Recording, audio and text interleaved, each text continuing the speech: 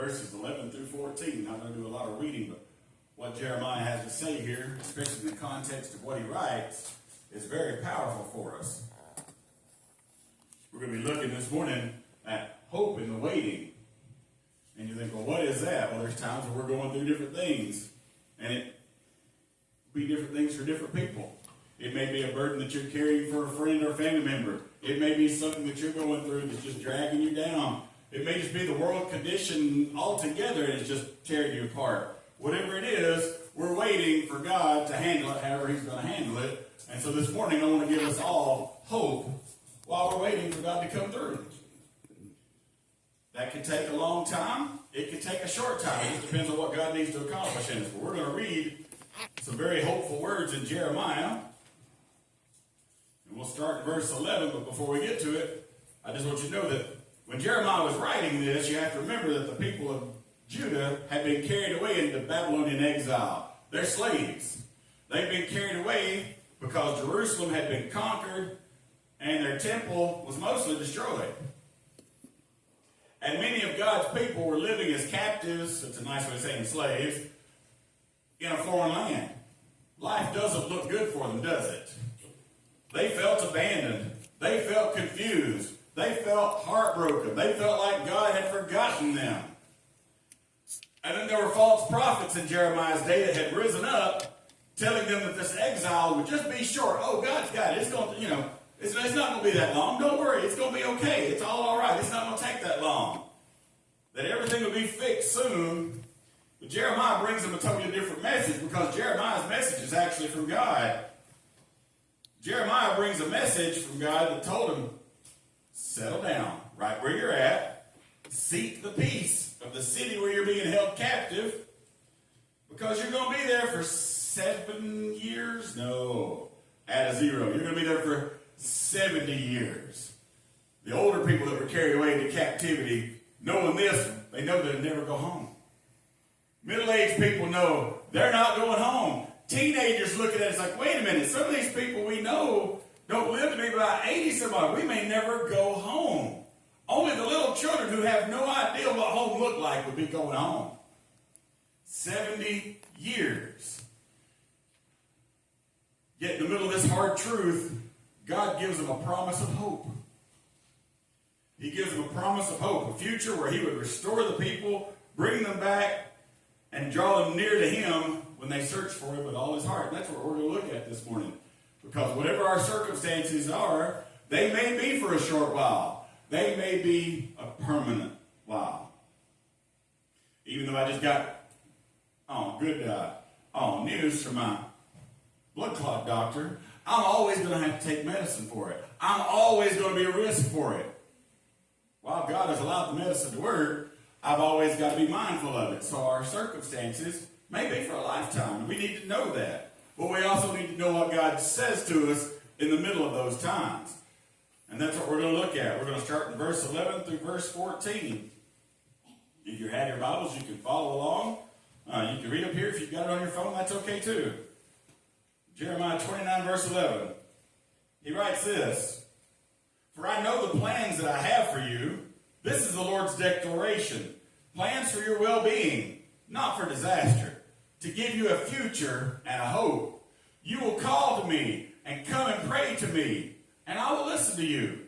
You will seek me and you will find me when you search for me with your whole heart. I will be found by you. This is the Lord's declaration. And I will restore your fortunes and gather you from all the nations and places where I banished you. This is the Lord's declaration. I will restore you to the place from which I deported you." Of course, where I read that, it says, "And I will restore your fortunes." A lot of translations say captivity. I think he means good fortunes. We'll look more into that in a moment. Now, no doubt some of the people of Judah, after they get the news, well, hey, we're going to be here for 70 years according to Jeremiah. We don't like this. You probably had a few that tried to escape and run off to fix it themselves. They probably didn't last too long. That's what happens to slaves is they get beaten. If they keep trying to run off, eventually they kill them. You may have had some that decided, hey, there's they outnumber us, but hey, we could rise up. We could take them. Wouldn't be the first time we fought and won. We're Israelites, you know. They may have started making plans. But here's the thing, folks. We see in this, especially in the first verse that we read, verse 11, God says, I know the plans I have for you. Plans for your well-being, not for disaster, to give you a future and a hope. God's plans are always bigger than mine and your plans. They are. Amen. They're always bigger than our plans. We may be like, we can make all the plans that we want. We can put out and a lot of people have them 5 and 10-year plans. God bless them. I hope everything works out exactly the way that they want to. I can't usually plan for more than a couple of months, and by that time I realize just how far off my plans have already gone because they were my plans. God says He has plans for us, and they're bigger than ours. I mean, let's be honest. If you told these exiles, though, that God had good plans for them, knowing that they're going to be stuck there for 70 years, they probably thought Jeremiah had lost a few marbles. He's crazy. Why would he tell us this is good for us? Why would he tell us this is good for us? It's kind of like when we were kids and Mama gave you cough medicine that tastes disgusting. It tastes like somebody took some sort of raspberry flavoring and mixed it with the flavor of your dirty sock and maybe put a little cayenne pepper in it. And she said, this is going to be good for you. No, it's not. We didn't see the bigger picture. It tastes nasty, but it worked. I've learned a lesson in my life. If the cough medicine doesn't taste nasty, it doesn't work. I'll take nasty to feel better. We didn't know that. We thought Mama was crazy. Are you getting in trouble if Daddy pulls off that belt? Looks like Luke Skywalker pulling a lightsaber. This is going to hurt me a lot more than it does you. This is for your own good. Really? It doesn't feel too good, does it? No, you do the little dance. So no doubt these people thought Jeremiah was crazy. You're telling us we're going to be stuck here for 70 years as slaves and God's got a plan for us? They probably looked around and was like, really? Because this doesn't really look like a blessing to us, Jeremiah. It looks like a total disaster. And if we were standing in their shoes, we'd see it the same way. We'd see it absolutely the same way.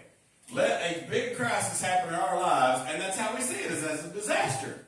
Not realizing that God already has plans beyond the disaster. And they're bigger than ours. So, these people were right because they lost their home, their homeland, and being carried away as slaves. It would be real hard to see anything good coming out of that. But at the same time, you're being fed as slaves. You're being housed as slaves. Your homeland was destroyed. There's no crops. There's no homes. Oh, well, I guess it depends on how you look at that cloud, whether it has a silver lining or not, huh? But God is reminding them through Jeremiah and us that His plans stretch past beyond what we see. Our moment may be temporary. It may last the rest of our life. But God is already looking past our situation with His plans. He's reminding them that His plans stretch beyond what we can see. His plans include the pain. But they don't end with pain. They say, well, what about if I've got a diagnosis that's going to take my life? If you're God's child, you're going to wake up in another land where there's no more pain, no more tears, with a restored body, and you'll be ever with the Lord. God's plan never ends with the pain, but it does include it. Because see, this exile, or even our circumstances, God's not abandoning His people. Anytime we go through something, there's always a bigger picture that God can see, and He's always got a bigger purpose, and that purpose is always to restore us and Him, and to bring our faith back stronger than it ever was. Israel had a terrible history. You go back and read all the Old Testament. They'd get close to God, everything would start going right, they'd end up prosperous, and then they'd turn to false gods. Their faith wasn't very strong, was it? They were definitely fair weather believers.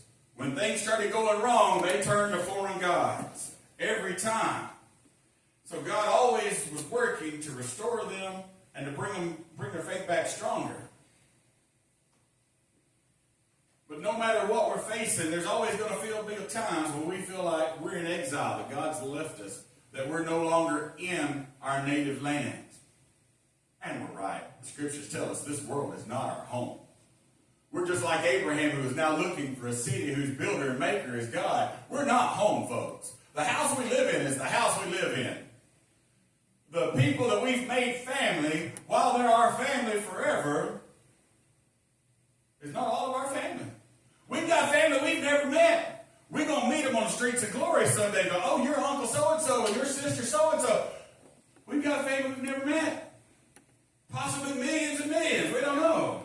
But there's going to be times when we feel like we're in exile, alone, that we've lost everything.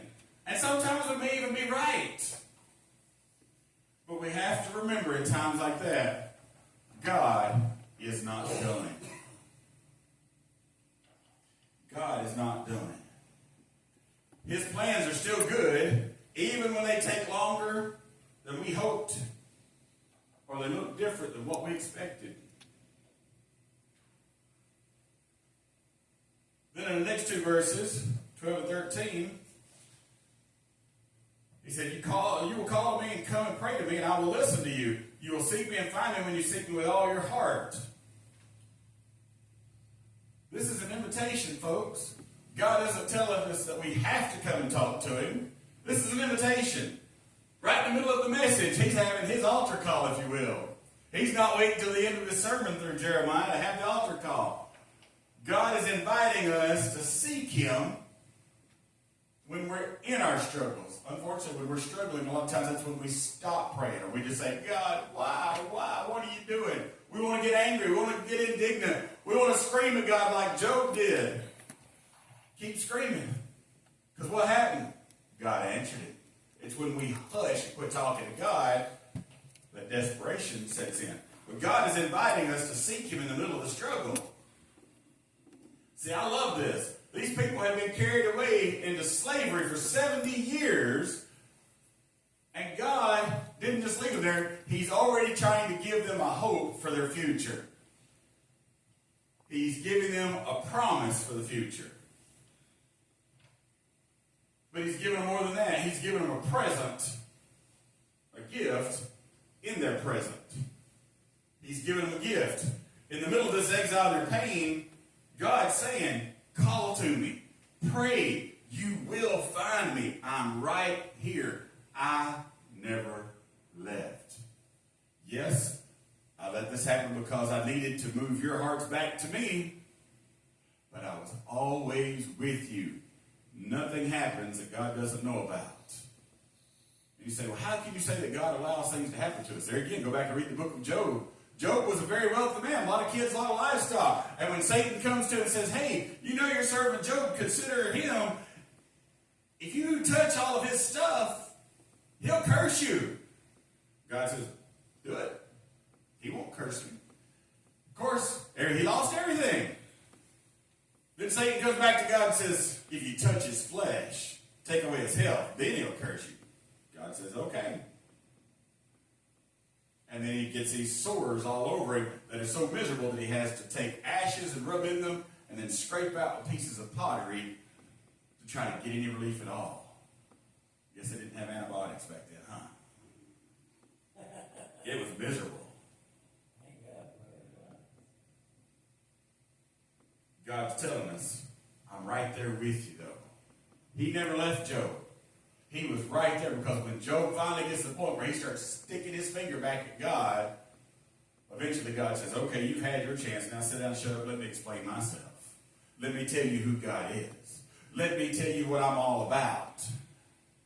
And at the end of it, Job humbled himself and cried out, I see you're God and I'm not. Thank you that you're God and I'm not. And then God began to restore him, to give him his health back. He didn't get his original livestock back, didn't get his original children that he lost back, but he got a whole lot more to kind of help fill that pain. God's telling us, seek me, you'll find me, because I'm right here. This isn't just a time to give up And it's not a time to sit around and wait until things get better. God was inviting his people to seek him right there in that foreign land, right there in the middle of people who worship other gods. Seek me, and you will find me. Who knows? Maybe they need to be carried off into Babylonian captivity so that they could tell the Babylonians that God is God. Maybe they weren't doing that. And God's like, you will. You'll seek me there. I'll find a way to move you there. Got just the thing. We don't know. But he's inviting his people to pray right there in Babylon because he wanted their hearts. He wanted their trust right there in the middle of their pain, being okay where they are because they knew that God was in control. They knew that God was in control.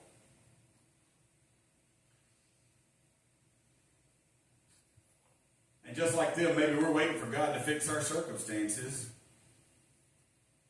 He may not want to fix them. He may want you to seek him. The circumstances are circumstantial. They don't matter. They don't matter. It may seem like it matters to you, but what God wants is for you to be friends like this. He wants to be more than a friend. He wants to be a father. And to love you and to kiss those boo-boos when they happen, because life is going to give them to you. And it may feel like we're just sitting and wasting time. But the thing of it is, our waiting time doesn't have to be wasted time. It could be a season where we grow closer to God than we've ever been before. Because in the middle of those, we still give him praise and honor and glory. We still seek his will. We still seek his comfort. We still seek, Lord, what would you have me to do? Maybe everything has fallen apart, but Lord, you and I are going to be strong.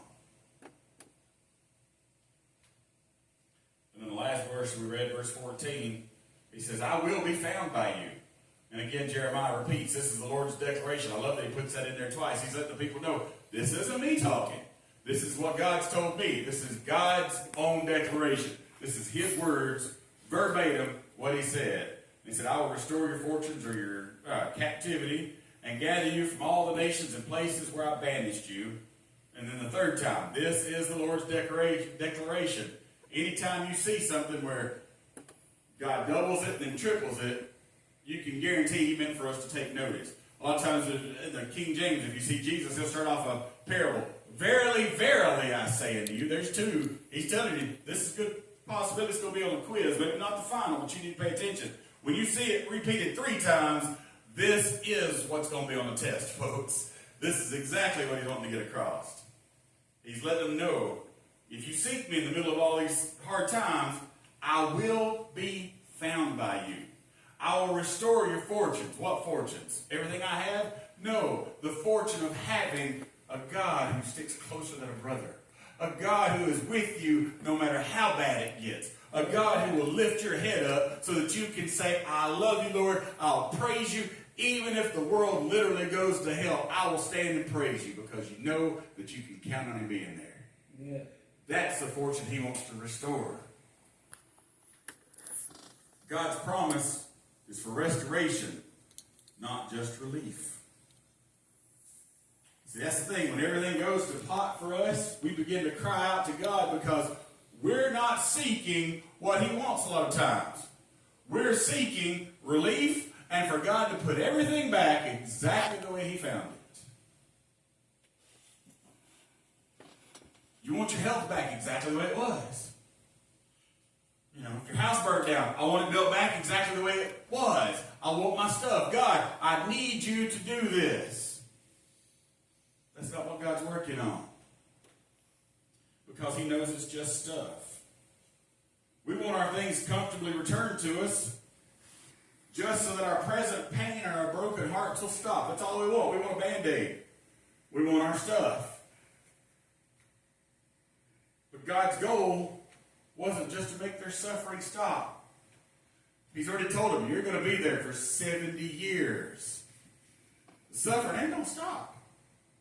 The only ones that are going home are probably the only ones that don't remember home. It's not getting better for most of y'all. His plan was to restore them. He wanted to bring them back to him, to rebuild their faith, to renew their strength in him, so that they could stand against anything. So when they do go home, they could be a light to the rest of the world and say, see where God brought us from? And he'll do it again.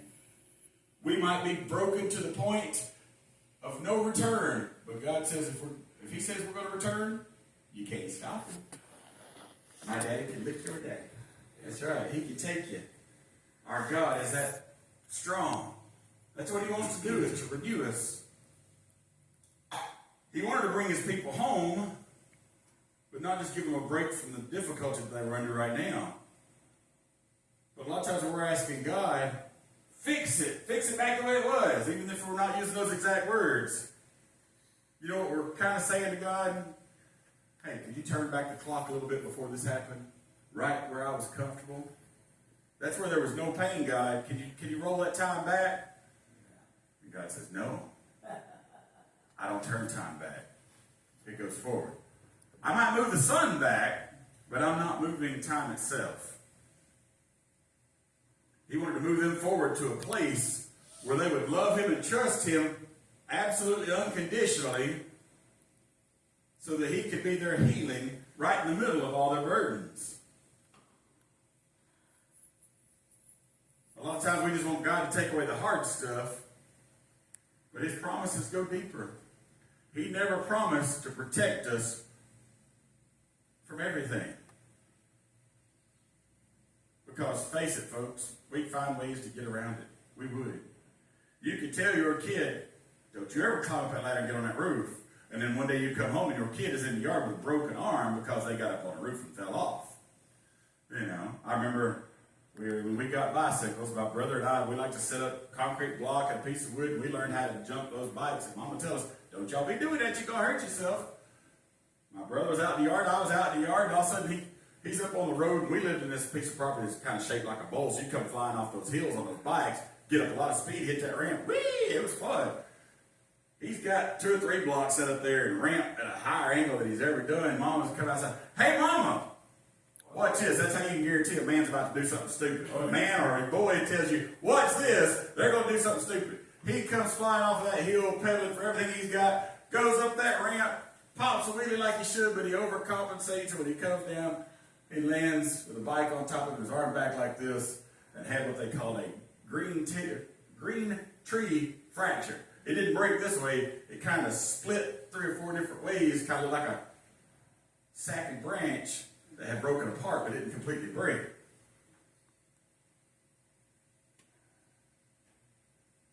Then Mama had to take him to the doctor for him to get a cast on it. God didn't want to take away the hard stuff at that moment. He wanted to heal, just like he wanted to do with the Israelites. He wants to restore what's broken inside of us. He wants to heal what's been hurt and to draw us back to him completely, even if the world never goes back to normal. There was a phrase they used during COVID that I got so sick of hearing. Welcome to the new normal. Well, folks, every time there's a change in our life, that's the new normal. I don't know why they kept using it, because all it does is make people more depressed. But I love in this passage, because all this is going on, these people are in slavery in a foreign land, God's promises are often spoken during our hardest seasons. A lot of times, we want God to speak and to teach us as we're going. And I don't remember where I heard this. Seems like I heard it yesterday, maybe a video I was watching. I don't remember. But God, you ever remember when you were in school and you did have a test? Did the teacher talk then? Only tell you to get your eyes back on your paper if they were wandering around, right? Mm-hmm. During the test, the teacher was silent. A lot of times God is too. The instruction didn't come until the test was finished and people started turning in their papers. God's promises are often spoken to us in our hardest seasons, but sometimes he's silenced until the test is just about done. See, we often take these verses to give ourselves a quick word of encouragement We got to remember that when God speaks and makes promises, he does it when his people need him the most. And a lot of times, that's when we've flunked the test.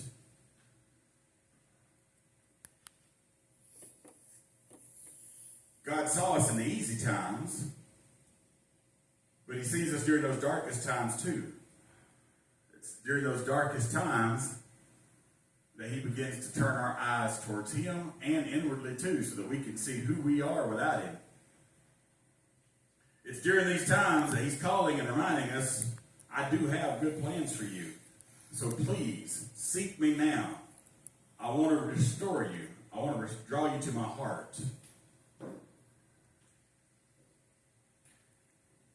There was a young boy who used to sit at his grandmother's feet while she worked at her weaving loom.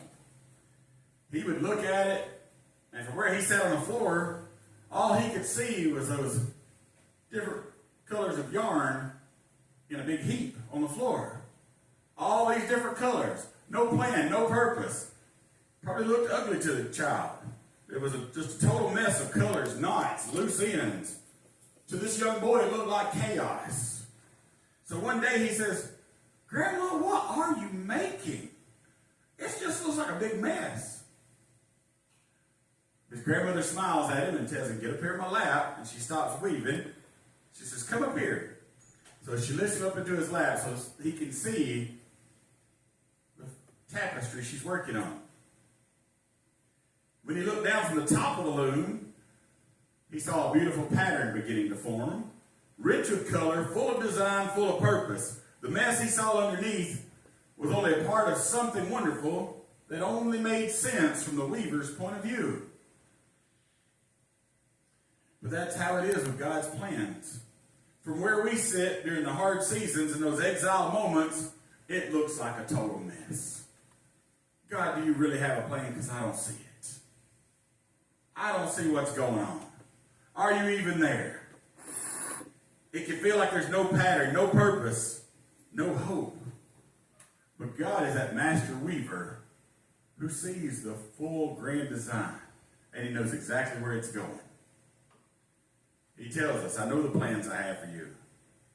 And one day, we'll see what he was weaving all along. So no matter what you're going through, the invitation for us is the same as it was for Jeremiah's people. Seek him. Find him.